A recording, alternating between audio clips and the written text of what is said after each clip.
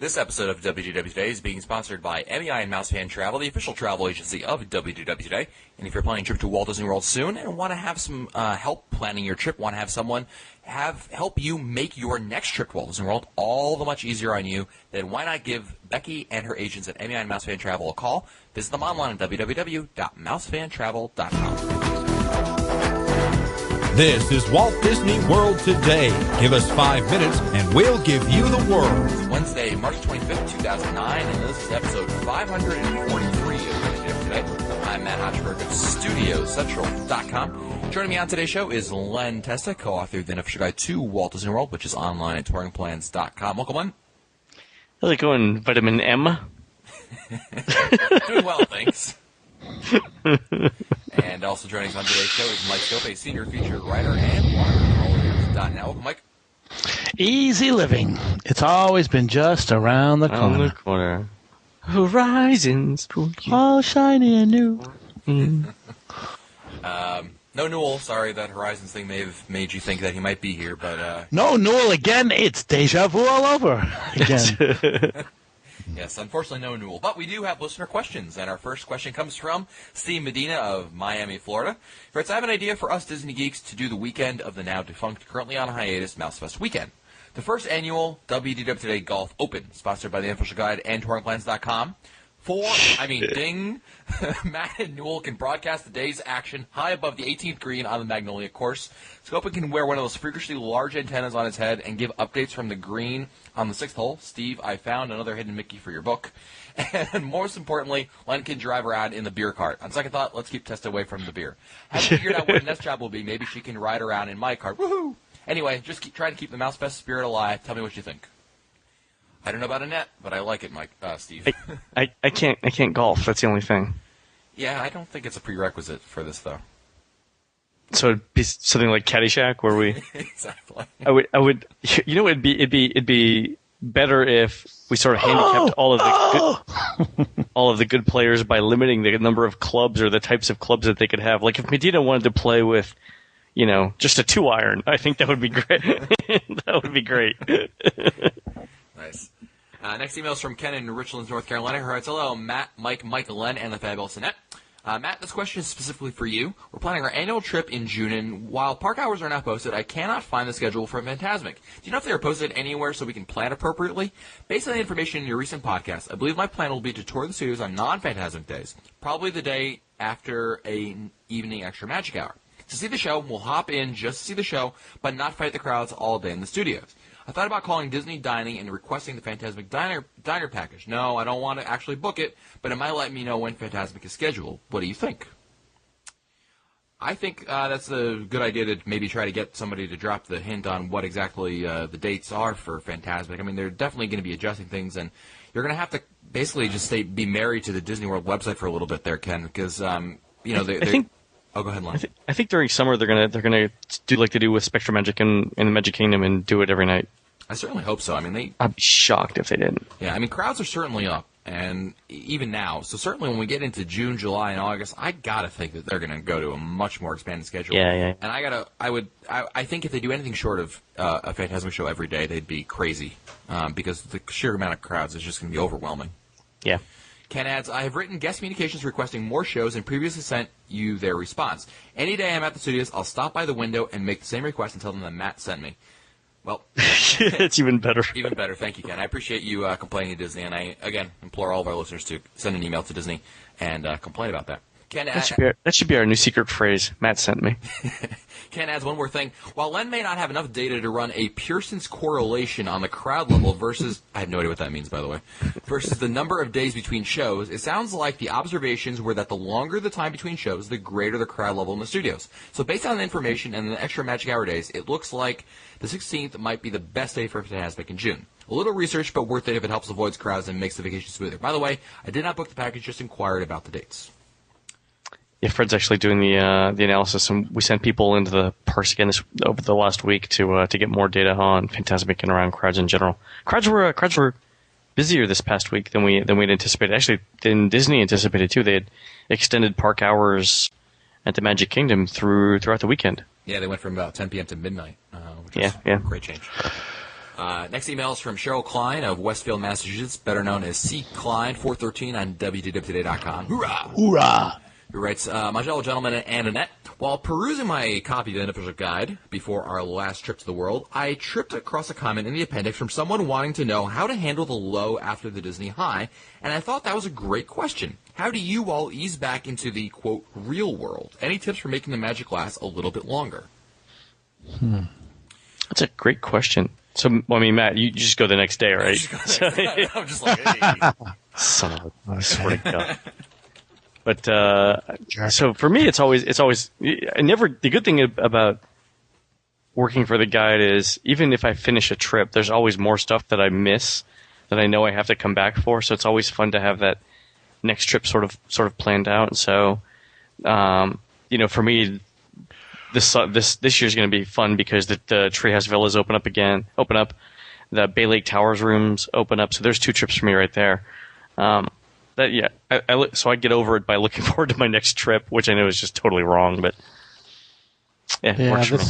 The problem is that we're not the regular type of Walt Disney World visitors. So I mean, what our answer would be, unlike any others. But I can tell you that about 20 years ago, I would go every other year, and the way that I was able to handle it was doing a very detailed trip report as soon as I got home, so I could relive what I had experienced, and it was nice because I could vicariously go through and oh yeah, I remember doing this, remember doing that. And it's a great way to not just remember your trip, but have that trip report serve as a guide or a planning tool for your next trip. I also took tons of video, tons of photographs, and I spent tons of hours just watching them. And I think that bought CDs, listened to music, whatever I could, anything involving the sights and sounds, I brought back with me.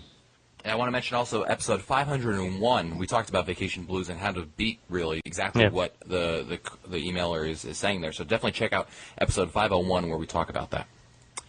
Next email is from Stuart, the Disney Geek Dad, who writes, hello, Matt, Mike, Annette, and Tequila Testa. Congratulations, Matt, and your lovely bride on your marriage. Thank you.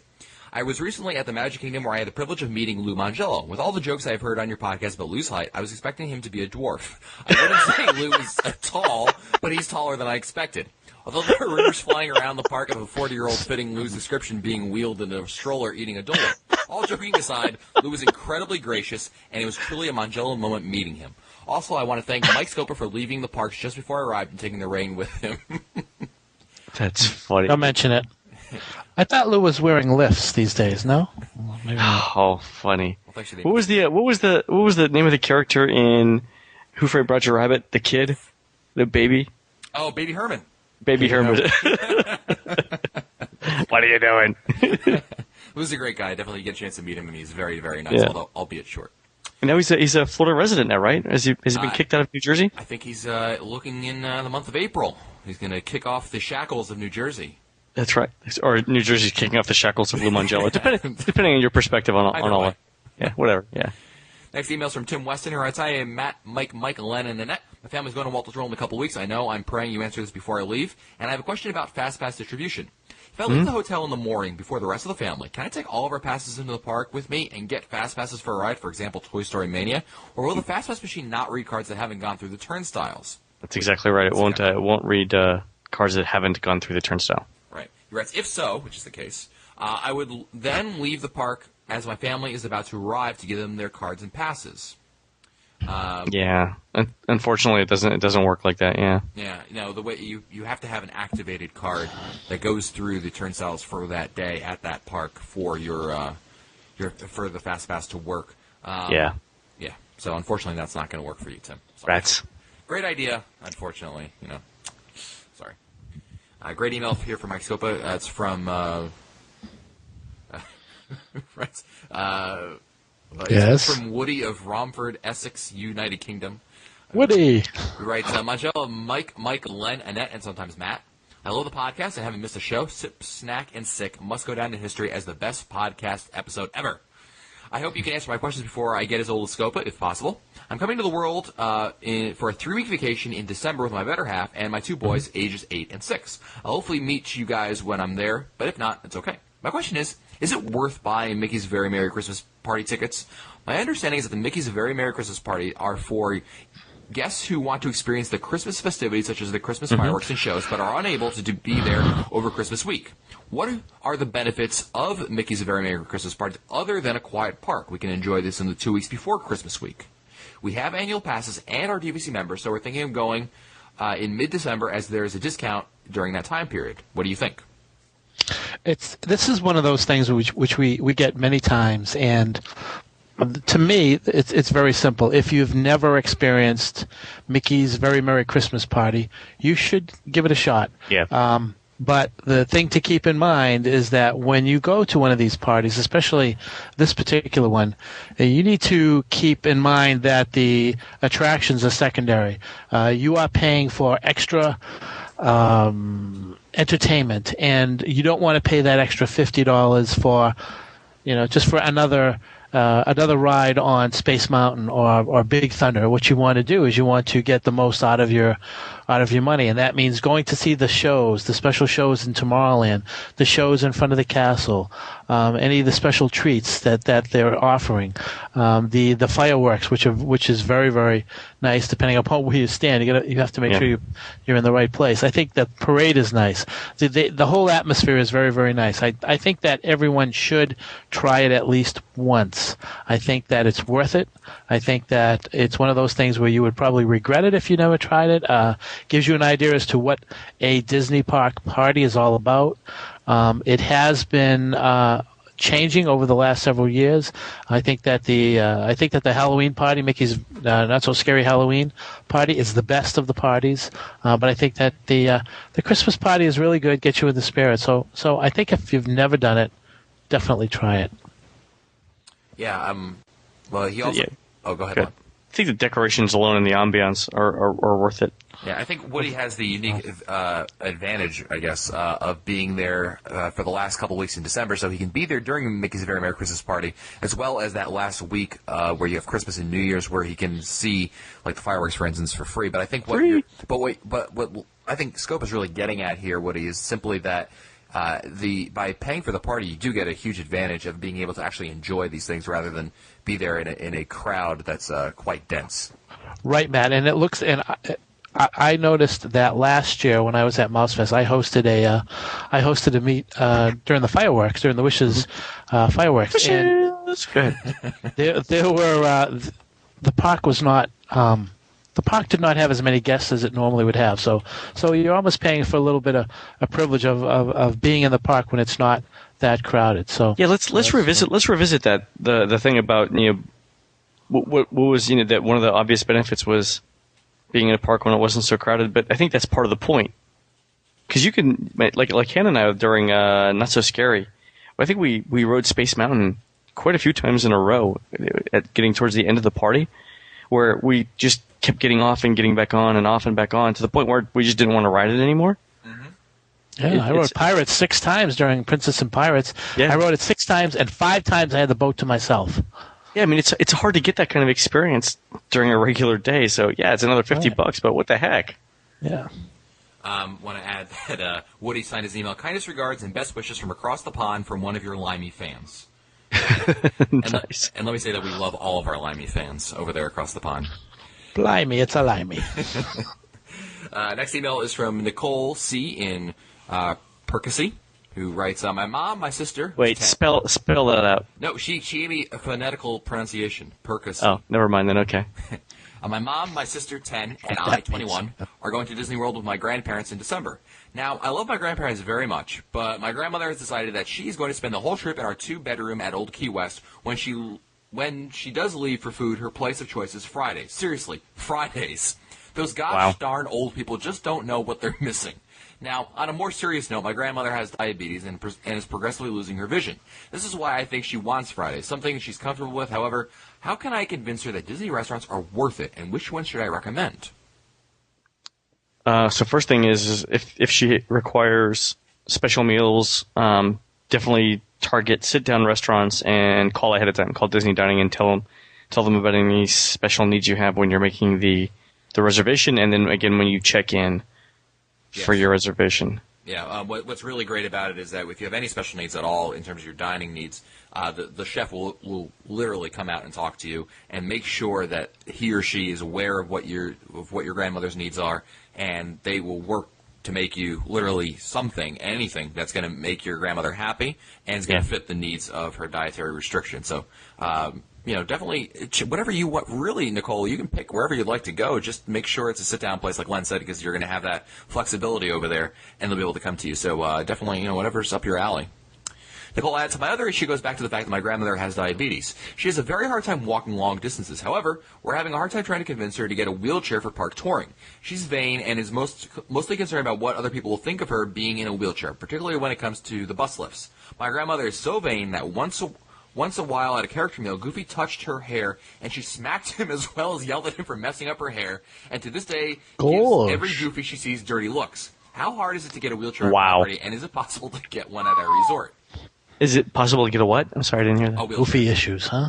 Oh, wheelchair. Yeah, definitely do that. Yeah. Yeah, you can definitely get one. They have wheelchairs. You can also get an ECV, which is basically an electrolyte wheelchair where she can drive herself over there. The thing is, and ECVs are probably a good idea. Yeah. Yeah, I mean, here's the thing. I understand that for some people it's definitely an issue to get into one, but you have to understand that there's just so much walking. It's going to be easier on her. It's going to be easier on everyone else. And this is the excuse my mother has told me many, many times for many, many things. You'll never see these people ever again. You'll never see these people again. So, who cares if they see you in one? So what? Yeah, exactly. It's just you need to just understand what your needs are, and it's okay. And do what you need to do because it's your health we're talking about. Lastly, Nicole adds, I am on the Medifast diet and will be in my transition period while we're at the World. My question is simple. How hard is it to make alterations on meals at counter service restaurants? I know it's possible at table service, but I wasn't sure if it's as easy as counter service. Make alterations like... I have no idea what the Medifast diet is, but I guess... Hold the mayo? I don't know. Yeah. I mean, if you're ordering a burger and you don't want vegetables or you don't... Yeah, I mean, I found it fairly easy to get... things. My wife is a very picky eater, and I found that if you don't want a certain something in your food, even if it's counter service, they're able to accommodate you. That being said, it may take a little bit longer for you to get your food, but it can be done. Next email is from Jeff and Kathy Arsenault of Coventry, Rhode Island. Writes, hi all, we just picked up a copy of the latest unofficial guide, and we're wowed by the great pictures. One series of pictures were particularly telling. The time lapse of pictures at Fantasyland at 9 a.m., 11 a.m., and 1 p.m. If that's not incentive to hit the parks early, we don't know what is. We were curious, though. What time of year or crowd level was that particular day? Were you fortunate enough to have the ability to tour off-season and have never experienced a 9 or a 10 day? Thanks for your efforts. Always look forward to meeting you soon.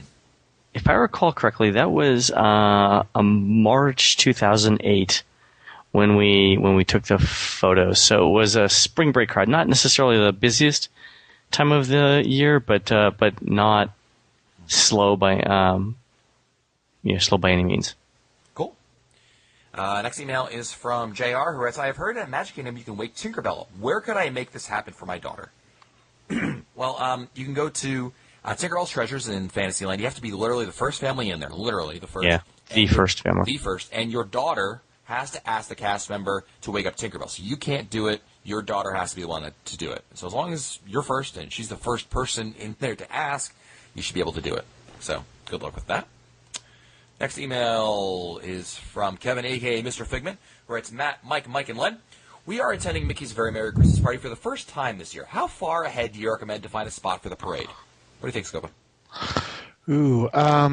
Well, my recommendation is you go to the second parade, the second parade of the evening, which is about 10:30, and I would say 15 minutes beforehand. If you are thinking about going to the first parade, you have to think 45 minutes. But second parade, you shouldn't have a problem. I like watching the parade in Frontierland. Excuse me. I think it's generally easy to find a spot over there last minute compared to, say, Main Street. Yep.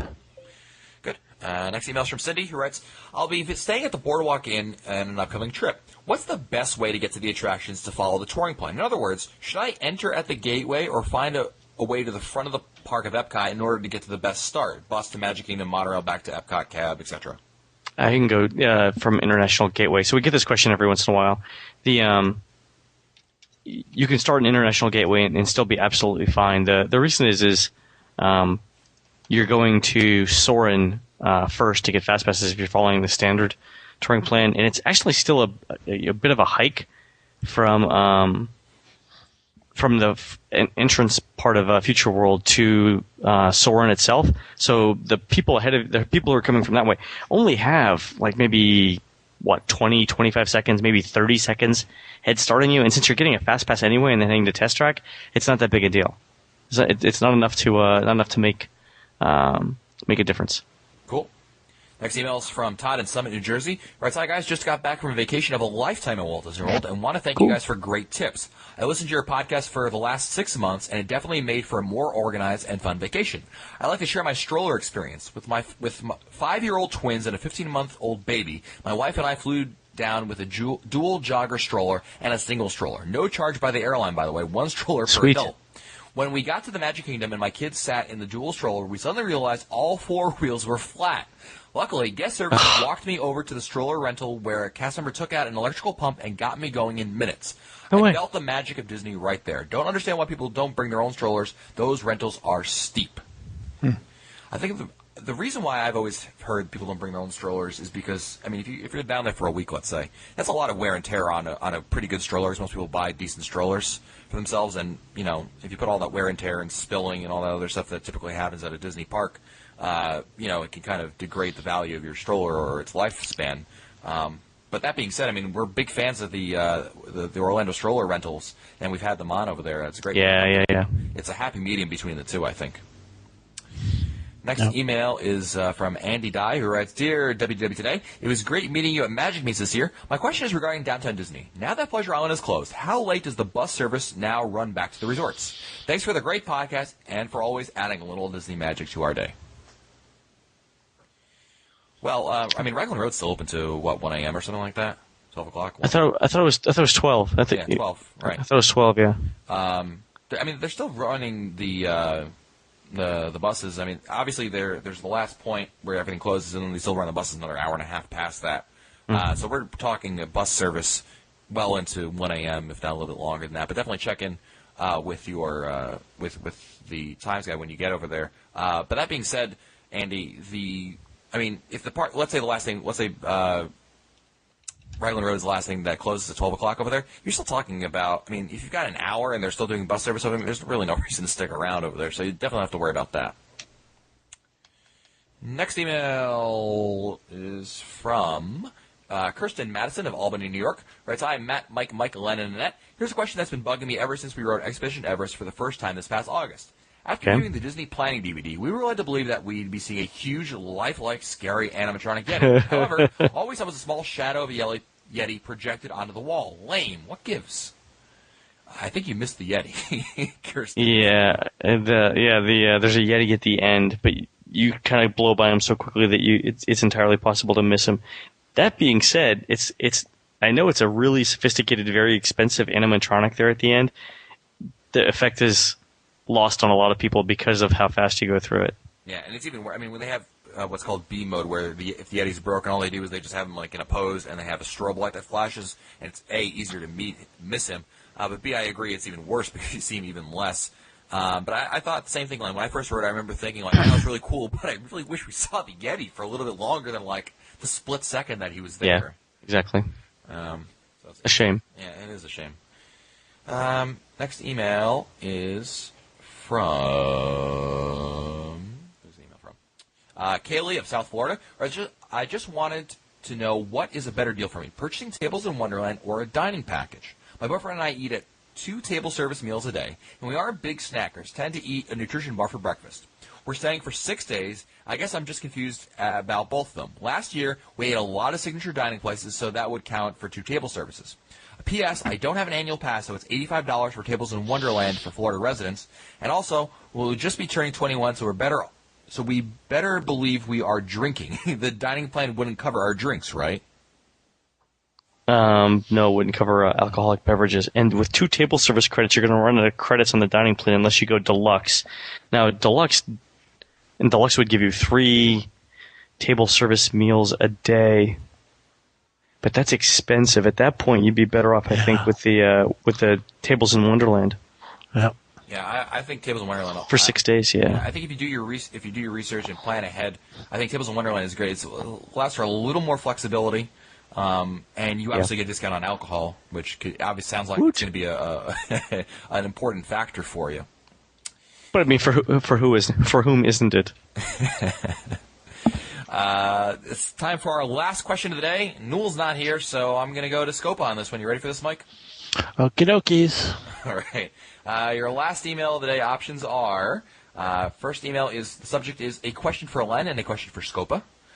Second is Show 25 and Nat Kids question.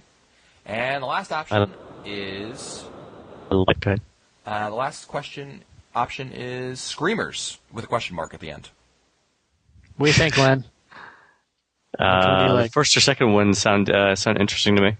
I'll go with the first one, Matt. All right, cool. Our last email of the day comes from Karen from New Jersey, where it says, "Hey guys, and Annette, love the show. Thank you for bringing a bit of the magic into my life 3 times a week.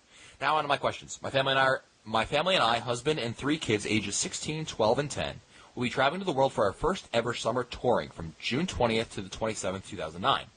We always arrive at the park before rope drop, tour the headliners, and then see some of the other less popular attractions, have a counter service lunch, and are out of the parks by 1 or 1:30 p.m. for our much-needed afternoon break or swim. I've never been able to drag the family back to the park for evening touring, but things are going to change this trip. I've noticed that the touring plans are usually for an entire day in the park with no break included in the plan. So here's my question for Len. How do we tour when we return to the park in the evening? Do we save the fast passes for the evening, or do we just see the parade and fireworks? I'm also a member of the touringplan.com site and I haven't found an answer. Yay. Thanks. So there's a couple of things to do.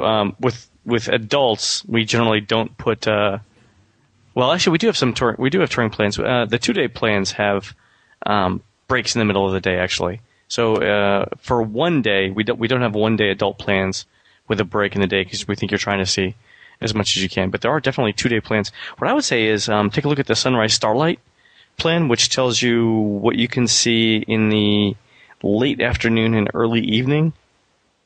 And in June, I mean, the park's going to be open until 10, 11, 12 o'clock. You should be able to get a lot of stuff in. And that touring plan you mentioned, Len, is on touringplans.com? Yeah, it's also in the book, too, the Sunrise Starlight. Oh, cool. Plan. I'd say take a look at that. And, so typically it's going to be things, when you first get back into the park, it'll be things like Jungle Cruise, Tiki Room, Liberty Bell Riverboat, things like that until the crowds start to diminish after dinner, and then you selectively start to see other attractions, PhilharMagic, things like that. Cool. Karen also asks, my second question has to do with the Disney Dining Experience card. I'm an annual pass holder and plan on buying the card when we arrive in the world. On a previous episode, Mike Scopa said that he had ordered it a few months beforehand. Is there an advantage to getting it earlier? And how early would I need to order it? I just did that so I would have it in my hand when I took off. I didn't want to, I think in that particular case, it was going to be like within a month of it running out, and I just ordered it early. So I had sort of a overlap with my old one and my new one. But I just wanted to play it safe. I didn't want to get down there without one. So that's the only reason why I ordered it early. Plus, also, I think an advantage for you, Mike, is simply that you'll save time. I mean, you don't have to wait at guest relations while they print you up one. Right, exactly. Time is precious down there. Absolutely. Karen adds... unless you live down there. Karen adds, also, do you have to order in advance, or can I just walk up when I get there? We plan on dinner at Epcot our first evening, so I would have to have it available for that first night. Well, you can order it. You can order it right at the park. Go to guest relations, and you buy one. You have to either be an annual pass holder or a Florida resident in order to be eligible for it. It's called Tables in Wonderland now, also. But like Mike said, I mean, the only advantage of ordering it in advance is simply that you don't have to worry about that. You can just go right into the park and not have to worry about it. And I think, like Mike said, it's one less thing you have to worry about. Well, that's it for us today. This episode of WDW Today has been sponsored by Mouse Fan Travel. And, if you're planning a trip to Walt Disney World and you want help, they can help you plan all these sorts of questions. I mean, sure, you can email us and we'll be happy to plan. But you know what? We get a lot of questions, to say the least. And while we will get to your question, you might want to answer a little bit quicker than that. And the agents at MEN Mouse Fan Travel can help you out with that. They can help you get your Disney Dining Experience card or pick out your resort or lots of other great things. They have, they can help you do nearly anything except maybe, help out with Len's touring plan data collection. I mean, there's a line. No one wants to do that, yeah. But give them a try. Go to www.mousefantravel.com. If you want to find our older episodes, read our show notes, or send us your comments, visit the WDW Today website at wdwtoday.com. Don't forget, next live show is on May 29th, this Sunday. March 29th, not May. March 29th, this Sunday, 8 o'clock p.m. We'll see you then. For Len Heston, Mike Silva, and Mike Newell, I'm Matt Hochberg. We'll see you on the next show. Stupid Judy, stupid energy.